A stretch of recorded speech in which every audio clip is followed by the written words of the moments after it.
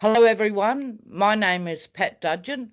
I'm a research professor at the University of Western Australia. I've been working in the area of Indigenous psychology and wellbeing for a number of years now.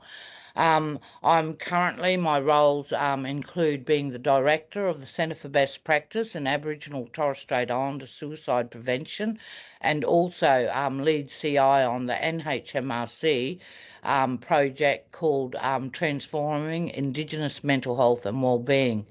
My presentation is going to be focused on how the social emotional wellbeing model can be applied in organisations, particularly the Aboriginal medical services. We were very fortunate to see our state of Western Australia make a substantial commitment towards social emotional wellbeing in the ACCHO sector. And what had happened was, and if I can just look at I'm just looking at the Sue pilot timeline here, is that a substantial investment was made towards increasing social emotional wellbeing services. And what had happened is that the government, being the Western Australian Mental Health Commission, sat down with our state affiliate, the Aboriginal Health Council of Western Australia, and they did a co-design process, and together they decided how this pilot would roll out. So in 2022, the pilot commenced and UWA was engaged to do the evaluation. So we were really pleased about that because we were supporting this initiative. We supported the process. So we were really proud to be involved in the evaluation. The whole project included choosing 5 particular sites and then working with them to look at what would happen and how we could how they, being the sites and the Mental Health Commission, could increase social emotional wellbeing. We were a part of that, and our evaluation was very much a quality improvement approach, not judgmental or punitive. So we were very much part of the process. There was a substantial investment from the Western Australian government. And it took years. I've got here that there were 5 regional sites across 2 years and 7 months. You could call it 3 years, I suppose. But basically on the map, you can see the different sites that were involved or a part of the pilot. And the investment was funding towards full-time positions for each of the sites, where minimal required roles were developed, and it was also funding for the Aboriginal Health Council of Western Australia to coordinate and support the pilot. And then there was separate funding to evaluate the pilot, which was our role. But in a nutshell, the 5 sites were 5 different Aboriginal medical services scattered across the state, with the Aboriginal Health Council of Western Australia leading that activity. What the group decided in the co-design process is that they would increase the social emotional wellbeing teams of each Aboriginal medical service. And after a lot of deliberations, they decided that there need to be positions such as a clinical lead, a cultural lead, and at least 2 social emotional wellbeing workers, and at least 2 counsellors, and also an administrative care coordinator for each of the sites as well. Funding was spent largely on resourcing and making new staff positions available. Importantly, though, that was the approach that the whole pilot project took. So all the stakeholders sat down together and developed what we could call a 4-pillar approach. So the 4 elements of that approach were that there should be culturally secure community development, psychosocial support, targeted interventions, and supported coordinated care. just going back to the team roles, the social emotional wellbeing worker was seen to be supporting clients' SUB needs in a variety of different ways, including providing a connection to health services and delivering culturally appropriate education, prevention and early intervention activities for people in the community. The SUB counsellors, or the social emotional wellbeing counsellors, provided counselling support services to clients impacted by mental health and social emotional wellbeing issues, including grief and loss, depression, anxiety and stress. So also domestic and family violence, family, kinship and relationship. So all those issues were taken up by the counsellor, and that also included alcohol and other drug issues and any other issue which impact on people's social emotional well-being.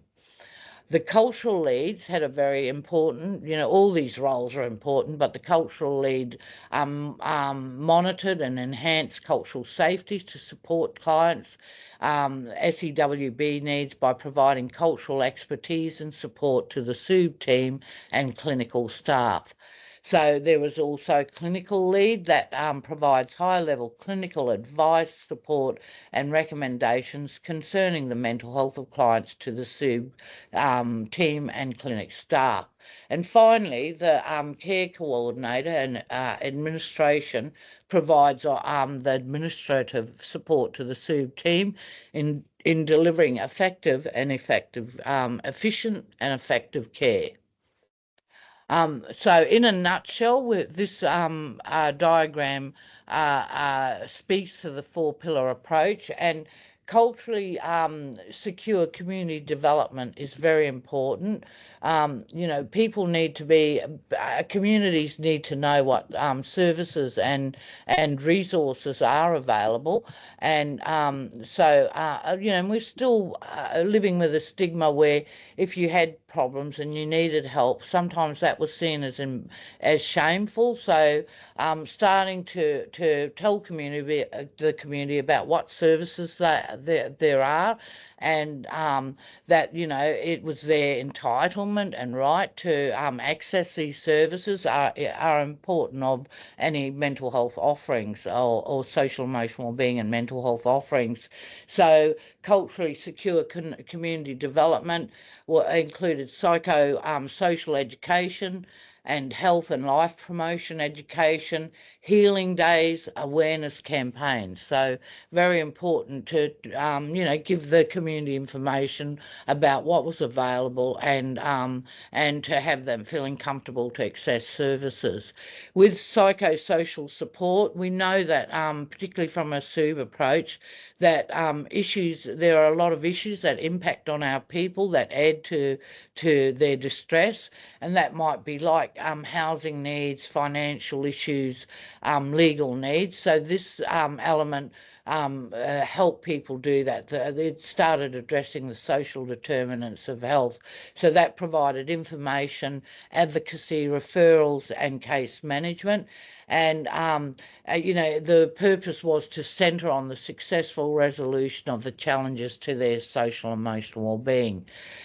With targeted interventions, that included culturally secure assessments and referrals and supports.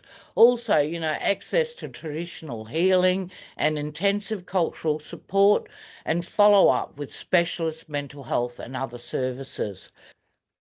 Supported coordinated care is also an important element or an important pillar, because that is about the coordination between primary health, social and emotional wellbeing and acute services.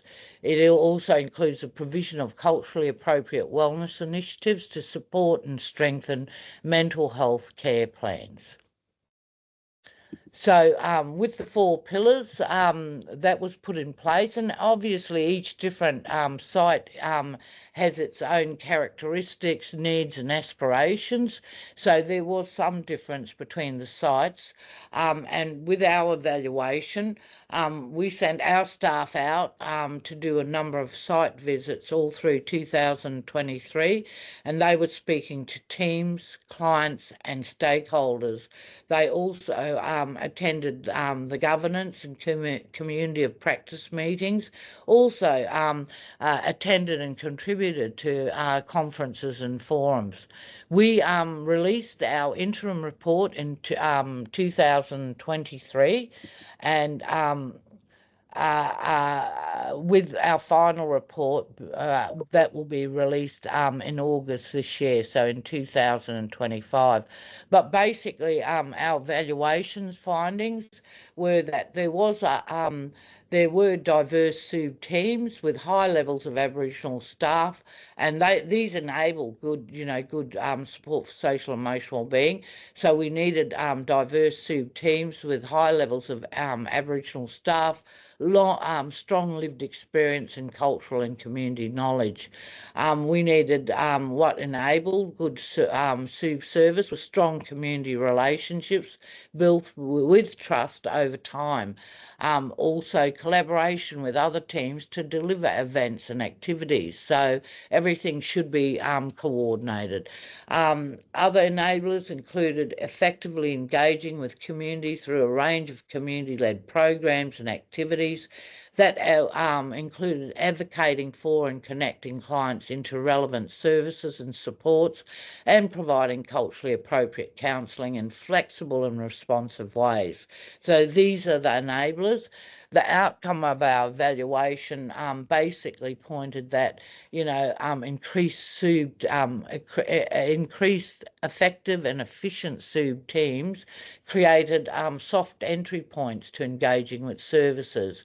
It also built community knowledge and changed perceptions about social and emotional wellbeing. Strengthened SUB services, removes barriers to accessing support, and it also provided tools and strategies to face and cope with life challenges.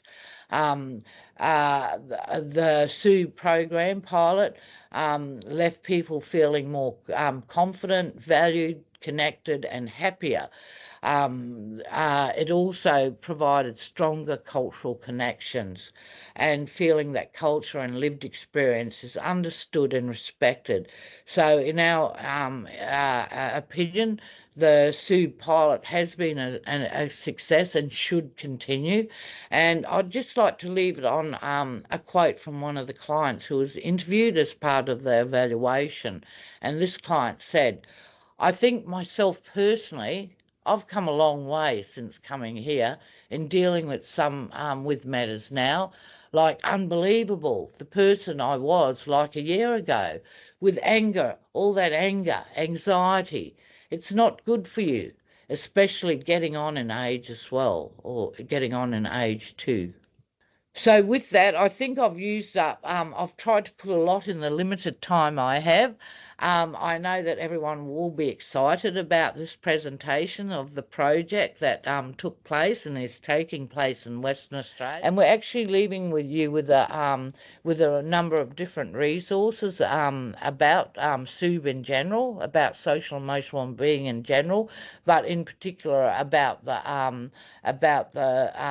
pilot service model that we were involved in. So please look at the end of this presentation, or all the presentations, and those resources are available there. But thank you for enabling me to share a very important project that shows that government can do co-design with Aboriginal communities, and that good success can be an important outcome. Yeah, Amalia, Clinton Schultz here. For those of you who don't know me, I'm a Gamilaraay man. I live on Kumba country. I'm the Director of First Nation Strategy and Partnerships with the Black Dog Institute, Associate Professor with UNSW, psychologist by, professional background. Our good friends at Gail have asked me to jump on and have a quick yarn today around the concept of social emotional wellbeing. I guess it's a concept that I've had a lot of involvement over the last decade or so, really promoting and helping people to understand. Been really fortunate to work with some deadly people on this, like Dr. Graham G and Auntie Pat Dudgeon and Amanda Kelly and Kerry Kelly and others, who we all came together a long time ago to put this model together. We were all working on pieces of work in this space, and we thought, well, let's bring all that together and try and come up with a model that helps us to easily explain, particularly to non-Indigenous people, but it's been very beneficial for our own mob as well, this notion of social emotional well-being, because many people who work in the health and well-being space, they come through their different practices, either learning biomedicine or biopsychosocial models. And social emotional well-being is really an expansion of that biopsychosocial model. It takes us beyond just looking at the biological, psychological, and some of the social impacts at an individual level, and really starts to unpack things at a more collective-based level. So social emotional well-being is a holistic concept. It's about understanding that as beings, we are made up of a whole bunch of different things that are important to our overall well-being, and that impacts to any of those parts have impacts on the whole. So that in its most basic form is what we're talking about here. Now, the easiest way for me to talk about this model really quickly is to explain it like the wheel on a bike. So if you think about the wheel on a bike, it's made up of many different parts, and all those parts have been brought together to form a functional mechanism. Very much the same for us. There's many different parts to who we are, and when all those parts are brought together and they're working in harmony with each other, we have fully functioning social and emotional well-being. Now, whenever I'm out doing this work in communities, I know that for me personally, when I ask people, what's central to this? What's most integral to this? What sits at the center? The thing that I most get people to reporting back to me is a strong sense of positive self, or a strong positive identity. So you can see selves there in the center. Now you can think of that center like a hub on a wheel. Now the hub of that wheel holds many different, responsibilities in terms of the overall mechanism. So it's the hub's role to really give form and shape and structure to everything else, but it's also that hub's role to take any of the energies that are being dispersed from the outside and to take them through that hub and to then disperse them back out more evenly throughout the entire mechanism, so that there's not overstress on any particular part. So I guess when we're experiencing a strong positive sense of self, it kind of functions the same way for us. So when we're feeling really good and positive about ourselves, then that energy is dispersed through the other parts, the more compartmentalized parts that make up our overall self. So that would be the hub there at the center. Now, around that hub, you then see on the model, it says connections to and a whole bunch of different things. Now, the best way to think of those is to consider them like the spokes on that wheel. Now, the role of those spokes is to really give structure, form, shape, etc. around the hub. So it gives structure, form, shape to the overall mechanism, to the wheel. Very much the same as what all these connections do here. Now, these connections that we've got listed on the model, I don't believe it's an exhaustive list. These are just the most common things that we had mob report to us in terms of what was important to their overall sense of positive self or their identity when we had all the yarns many years ago about this model and about this bringing this all together. For instance, I do a lot of work with professional sports people, particularly in different codes of football. And if I'm having yarns to them fellas and I say, what's important to you and your sense of well-being, your identity, more often than not, they'll tell me football. Now, I'm not going to turn around and say, look, football seems pretty insignificant. I'm not going to put it into your wheel. So I think that we need to leave room for people to establish for themselves what the connections are that are most important to them. But as I said, this is a really good guide because this is what most people report back to us as being integral. So a whole bunch of different connections there, and I really don't have enough time to go into those individual connections in this yarn today. But what I would say is the most important thing about understanding these connections is to understand that we have to look at them from the perspective of the person or the group that we're working with. So if we're working with mob, that would be, what does connection to mind and emotions mean for mob, rather than what does my psychological textbook, for instance, tell me strong mind, emotions, strong mental health may be, for instance. Again, we also have to consider this with things like collective groups. So for many of us, family, kinship structures are much more different and broader than what they are for many other people. So we have to be able to allow ourselves to reflect on this in terms of who we're actually working with. So those connections act like spokes. And I guess if you think about that, like if you start having damage to the spokes on a wheel, essentially what starts to happen is the whole mechanism is weakened. And the mechanism isn't just weakened where one or two spokes may have snapped. The entire mechanism becomes compromised. And if you continue to try and ride on for too long, then, you know, probably what's going to happen is the wheel's going to start to actually crumble. It's going to start to sort of crush in on itself from all the pressure, because it doesn't have enough supports around it. So very much the same with, I guess, social emotional well-being. When our connections start to become interrupted or disturbed, that has a flow out and flow in impact on all the other parts of our overall social emotional well-being. And it can start leading to more stressors being on other parts of our social emotional well-being, which can lead then to further disturbances.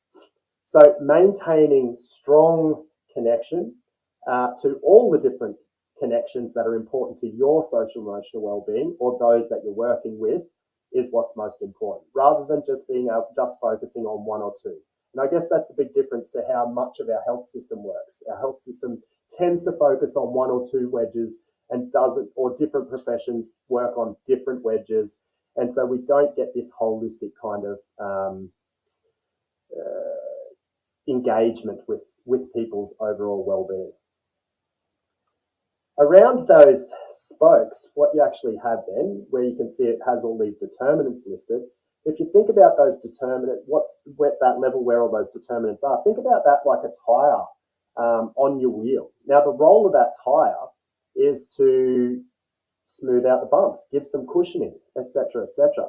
Now, if all those determinants are acting for somebody in a positive way, essentially that's what it's like. It's like air in that tyre. So the more determinants that are acting in a positive way, the more nice and filled with air the tyre is around all our connections and our central hub there, our overall sense of strong positive identity. So social determinants, historical determinants, political determinants are all acting in kind of a positive way for me. They really do act as a bit of protective layer or barrier for our overall social emotional well-being. And I might be experiencing a little bit of disturbance in some of my connections, but because I've got a lot of air in that tyre, it's probably going to help smooth out the ride a little bit until I can receive the assistance, the help from wherever I need to get that to help strengthen some of those areas again. But just as quick as those determinants can act as air within the tyre, things happen, and we know things can happen really quick at times. And so they can quickly go from being air to becoming like nails or tacks in the tyre. Now, when you get a nail or a tack in your tyre, all the air's let out, and not just where the nail or the tack goes in. And that's how quick things can happen. Things can switch from being a protective factor to a risk factor really quick. So you could go from being employed to unemployed really quickly. We could go from having housing to no housing really quickly. And I think COVID gave a really good example of this. People were in, secure jobs, had access to the things that allowed them for everyday enjoyment, etc., etc. Didn't have bill stress, financial stresses, etc. And then all of a sudden, we had COVID come around, and that situation completely flipped for a whole bunch of people out there. And so what had been protective factors all of a sudden became risk factors to their overall well-being. Now, the more of those tacks or those nails that we have, so the more things that jump from being within the protective layer, so with acting as protective factors to our social emotional well-being, to jumping out to becoming risk factors to our social emotional well-being, the quicker the air is taken out, the more likely we are to start seeing disturbances to those connections that give a strong positive sense of self or identity. So that is a situation that we see with a lot of people, and that often we experience ourselves. And I guess that takes me then out to the next layer of this model, which is where it says experiences and expressions. And that's kind of how we roll on in life. We have experiences, and then what happens a lot of the time is we recreate those experiences as expressions. So, for instance, people may have experienced abuse and then they recreate that. Maybe it's in the form of self-abuse, maybe it's a very different form of abuse to what they experienced, but quite often what we'll see is expressions of what was experienced. Very much the same. If somebody hasn't experienced acceptance, all they've had is experience of rejection in their life, then they're probably going to be at a higher chance of rejecting others or rejecting other things within their lives. So we have these experiences, we tend to recreate them, but then what happens is our recreations, our expressions, create further experiences for others, which then can impact further on us being able to maintain stable, strong connection to those things that are important to us. So what's really important to understand about that layer is that we can control a lot of that. So it's about us thinking about what are the experiences that I've had, how have they led to my expressions throughout my life, and how might I be able to break that cycle? So how might I be able to create a new, more positive experience that helps to create a new, more positive expression, which then will be experienced by my connections. So none of us can do all that work ourselves. That's a given. So one of the really important things to understand about social-emotional wellbeing work is it really is about understanding interdisciplinary care work. So this diagram here shows a whole bunch of different professions and non-professional people who may be of benefit working within an interdisciplinary team when it comes to social-emotional wellbeing care. Now, my golden rule, and this doesn't always work, but it's kept me in pretty good stead so far, is I want to find the least amount of people who can help me do the most amount of work. I also have to accept that it doesn't matter how many people I get, we're probably not going to get 100% of the work done. So for me, if I can find 3 people who might be able to help me get to 85, 90% of the work that needs to be done with a family, with an individual, with the community, that for me is better than thinking that I might have 9 or 10 people in a team and may only get to 95%. Because what is likely to happen about having that larger group is we're more likely to cause more stress for the person or for the group that we're trying to assist, that we're trying to help to stabilize their social emotional well-being. So that requires me as a professional to actually self-reflect and go, am I one of the best people to be part of this team? So sometimes we have to let go of the professional ego and really assess, am I the best person? Can I significantly contribute to the outcome that we want to help this person achieve for themselves? And sometimes the answer is no. And so my position within this at times might just be to help people to get into contact with the people who are going to make the best collective group to help them with the support they need on their own lived experience and their own ongoing journey. So I'll leave you with that. I hope there's been something of benefit for everybody within this. Govinda, thank you. Hi everyone, I'm Gail Garvey, a Kamilaroi woman and Professor of Indigenous Health Research at the University of Queensland. Today I'm going to be presenting on measuring social and emotional well-being, culturally derived measures for First Nations Australians. Before I begin the presentation today, I'd like to acknowledge the traditional custodians of the land on which we're all meeting on today and pay respects to their elders past and present. I'm presenting from Meanjin on the ancestral and unceded lands of the Jagera and Turrbal peoples. I also would like to acknowledge the deep spiritual connection that Aboriginal and Torres Strait Islander peoples have to the desert, the land and the waters, which they have nurtured and sustained for tens of thousands of years.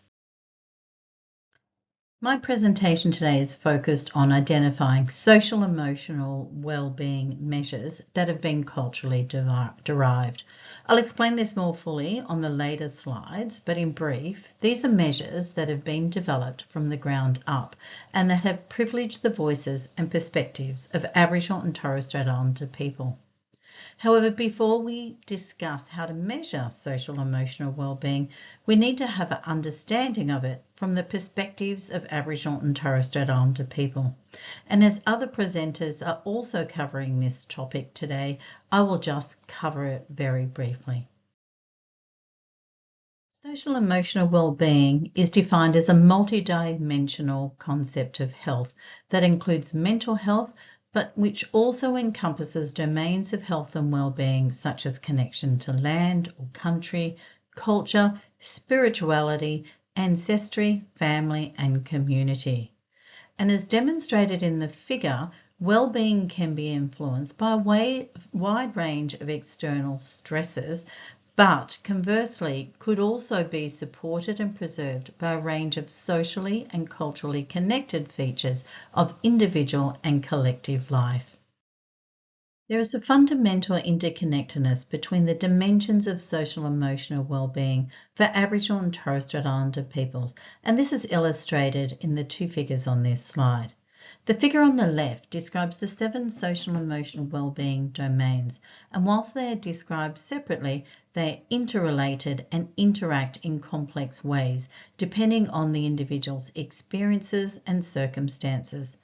The fabric of Aboriginal and Torres Strait Islander wellbeing model on the right reflects the parts of life that are most important to Aboriginal and Torres Strait Islander people, and that these are interwoven with their families, communities, and culture.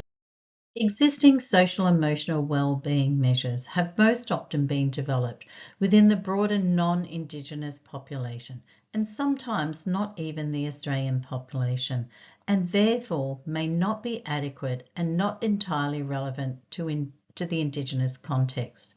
There have been a few cultural adaptations of existing SUB measures for use with First Nations people, and whilst adapting existing measures might seem practical, they still carry the foundational assumptions of the original model, and they often fail to genuinely capture Indigenous worldviews, leading to misleading or incomplete insights. Existing measures are also unlikely to capture the collectiveness and multidimensional understandings of social emotional well-being that exist for many First Nations communities. And importantly, there is a risk to the individuals to which the measures have been applied.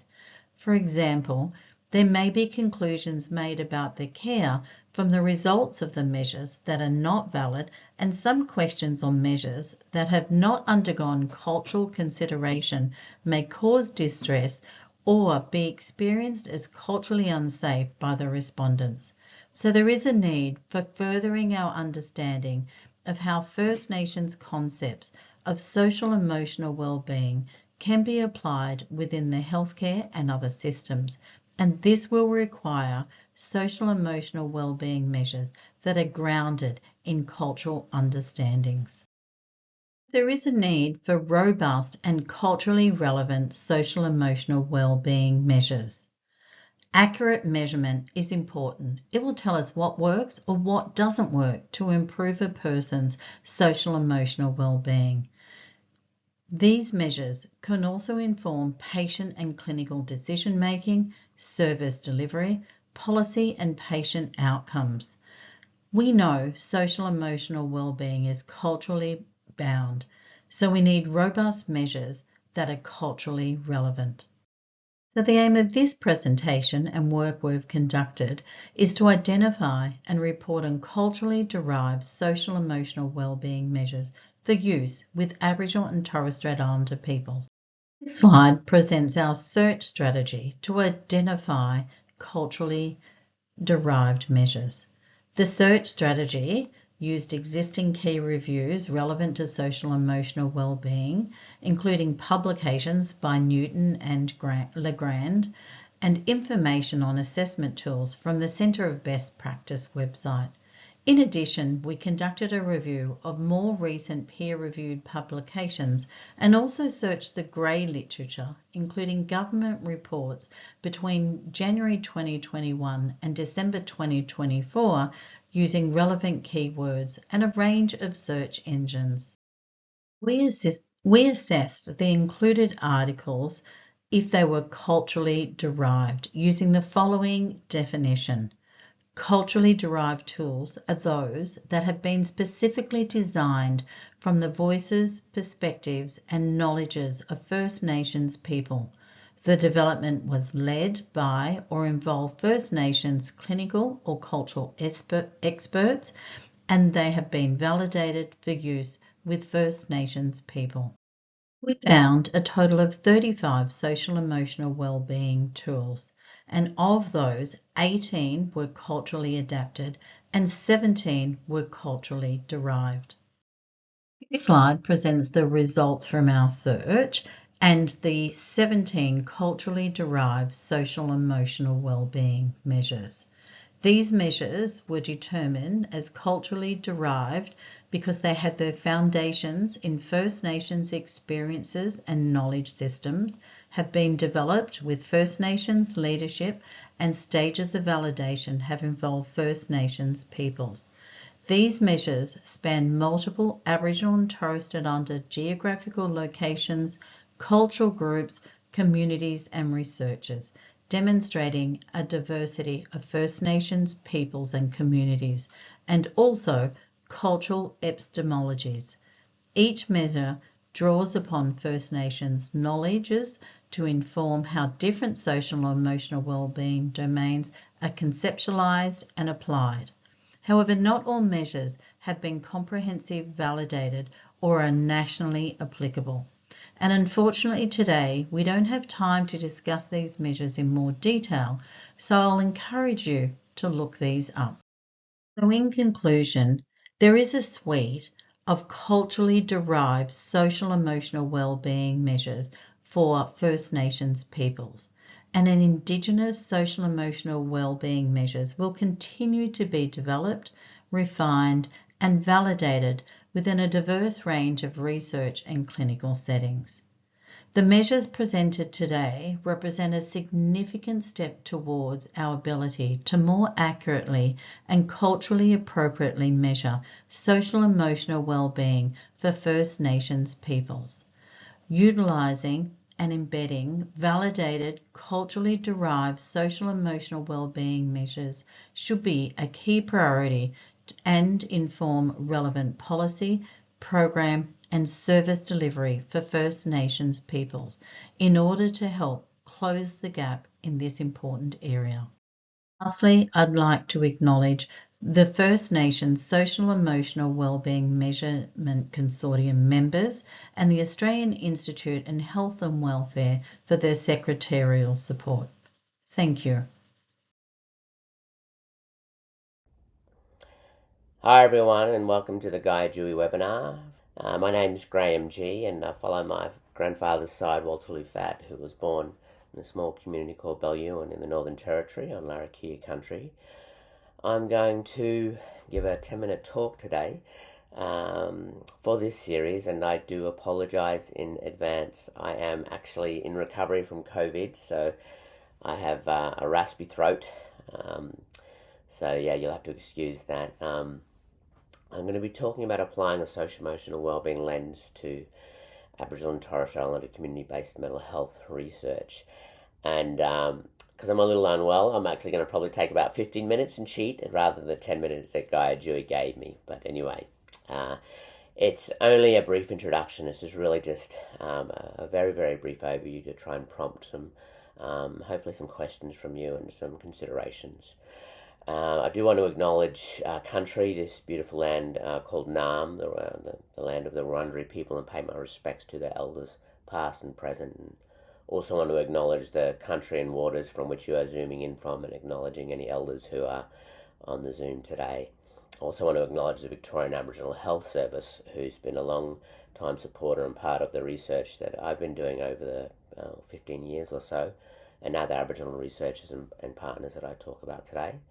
And funding from the NHMRC, who's been funding my research, as well as acknowledging the Murdoch Children's Research Institute and University of Melbourne, where I work.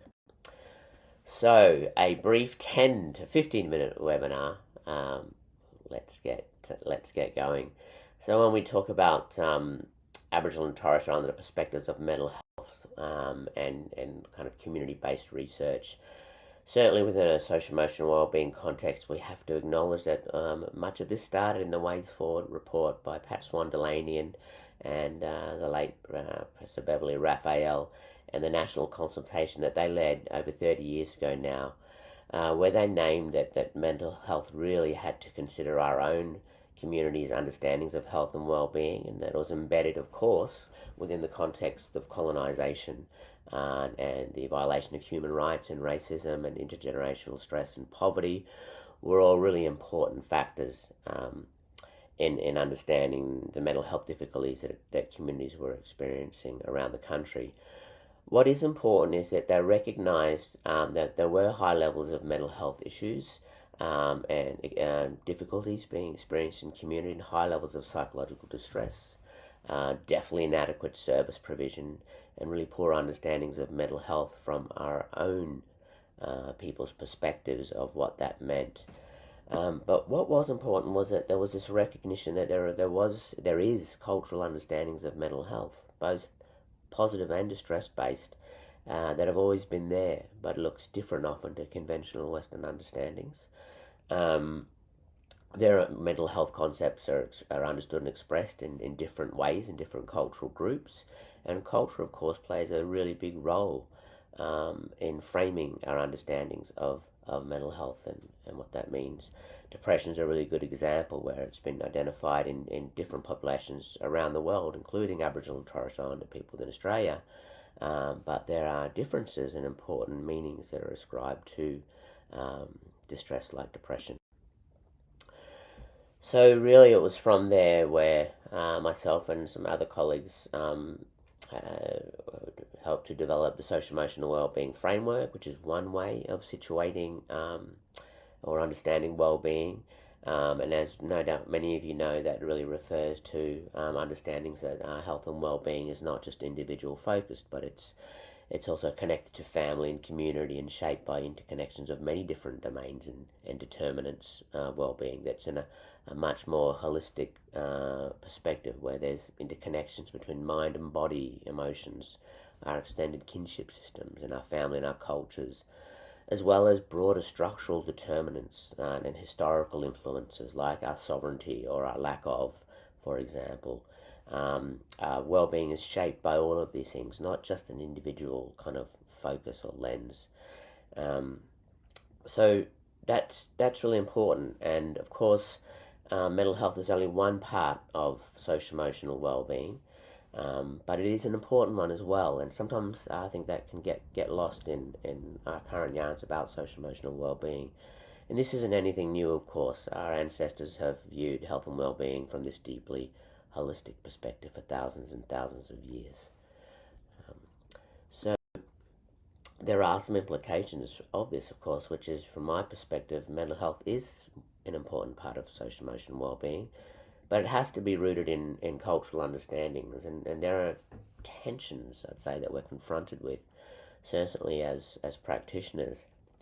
One is that we're confronted with a mental health system, and a Western mental health system, where there are mental health classifications that focus on disorders and deficit approaches, and many of us don't adhere to that system of knowledge, or we don't subscribe to the mental health classifications, and we're more focused on drawing on or revitalizing our own ways of knowing, being, and doing in terms of healing mental health and social emotional well-being related difficulties.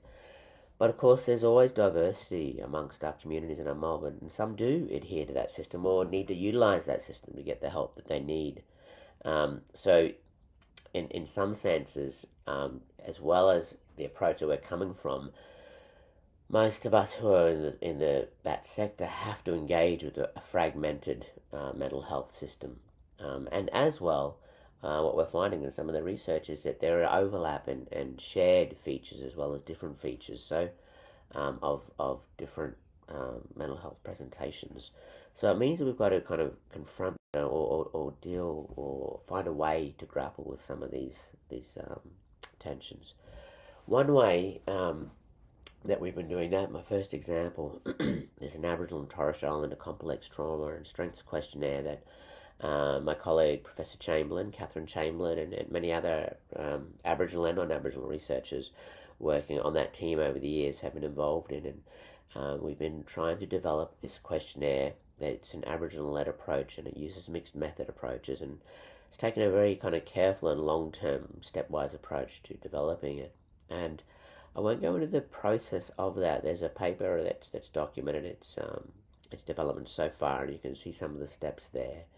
But what I will say is that workshop with community stakeholders and Aboriginal practitioners involved in working in this area developed 110 items, and we've reduced it down to 44 items so far.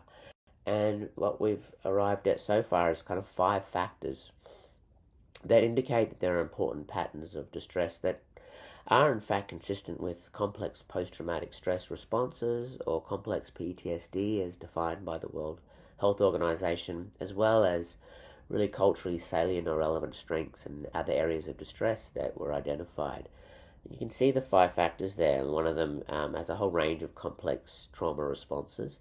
But then there's also grief and loss and disconnection, which typically lies outside of post-traumatic stress disorder related constructs, as well as support and relationships and cultural connection and resources and what have you.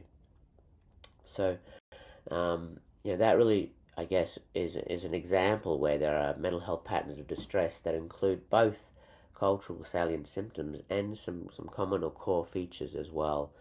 So you can see some other examples by the likes of Dr. Tracy Westerman and Professor Alex Brown with depression, where you see cultural salient symptoms or patterns of distress that lie well outside Western understandings of mental health. We've also sometimes focusing not on deficits, but actually developing strength-based tools to explore the roles of cultural determinants. And one of them is the Aboriginal Resilience and Recovery Questionnaire that myself and colleagues from the Victorian Aboriginal Health Service developed. You can see some examples of questions that were developed as part of this questionnaire. And it's really taken 10 years of working with this measure, and it's still ongoing, to explore the role of cultural determinants of health around different wellbeing outcomes. Now, this is a lot in this slide, and I'm not going to go into great detail, but I just want to point out a few different approaches. And one of the subscales was access to cultural community and relationship strengths, for example, and another part of the tool was looking at personal strengths. And we started out, nearly 15 years ago now, looking at the way that relationships and cultural strengths, for example, were associated with things like depression and post-traumatic stress symptoms. And of course, we found, to no one's surprise, that being able to have the opportunity to access strengths and resources associated with culture and community were associated with lower alcohol use and depression and more healing and what have you. So that was important. And then when we looked at the role of those cultural determinants in terms of post-traumatic stress responses and post-traumatic stress symptom severity, we found that they had an important kind of buffering effect or a buffering impact. And the next step after that was we actually used that measure in different programs, community design programs, at the Victorian Aboriginal Health Service. And one of them was called His Tribe, and another was Her Tribe. And we found that by designing our own programs of wellbeing for community members, that we could see increases in relationship, community, and cultural strengths. We also did that during COVID with Closing the Gaps Foundation, and similarly found some increases in strengths during COVID lockdown, and more recently in some maternal health work that we've been doing. We've been finding that those cultural and community and relationship strengths and what have you have been associated with lower psychological distress and anxiety and depressive symptoms. And now those cultural determinants are being used in the electronic health systems of VARS, for example, and other practitioners and what have you are using the measure. So that's just, I guess, a couple of examples of the way we can approach mental health within that space. And it's important that we start to do it our way and highlight the role of not just cultural determinants of health, but we have to include cultural determinants of health as well as looking at individual factors and what have you. So some concluding thoughts from me, just to kind of wrap this up. Our experiences and understandings of mental health are important, and they are integral to social emotional well-being. They're only one dimension, of course, one of many dimensions, but it's an important one. And it's important that our practitioners and our researchers lead the way in terms of building our knowledge. And it's okay, and indeed even healthy, to have diverse understandings and diverging views and approaches to the work. That's really healthy, and it helps to create a diverse and an important evidence base where we can have robust discussions. But for me, this presentation was about acknowledging the place for mental health. And the older I get, the more important I realise it is to back our young emerging leaders and support them to not only value their culture, but trust their cultural knowledge to be creative and develop new approaches. The young people understand this world we live in probably far better than some of us who are getting a little bit older. I was at the Lowitja conference recently, and there were some really, really interesting discussions around the fragmented kind of systems that we're working in. And one of the things that I took away from that conference was to be aware of the systems that we're working in. And we all know that those systems can be systems of harm. And so when we're working with mental health and doing research and working in mental health, how much do we engage with the system to try and transform the system? A fragmented mental health system in this context, how much effort do we put into transforming and reforming that system? Or concentrate on creating our own new systems and ways of doing things? And, that's something to consider, because in my opinion it's both, because we're still engaged in that system. We need to focus on building our own ways, but also find ways to reform the system. And that's more important than ever in these really troubling times when so many difficult things are going on in the world for so many different groups. And I just want to name that. So I hope that's a starting point for conversation. I hope it's been a good 15-minute introduction to mental health research and community-based research from an Aboriginal and Torres Strait Islander mental health and social emotional wellbeing perspective. Wishing you well. Take care.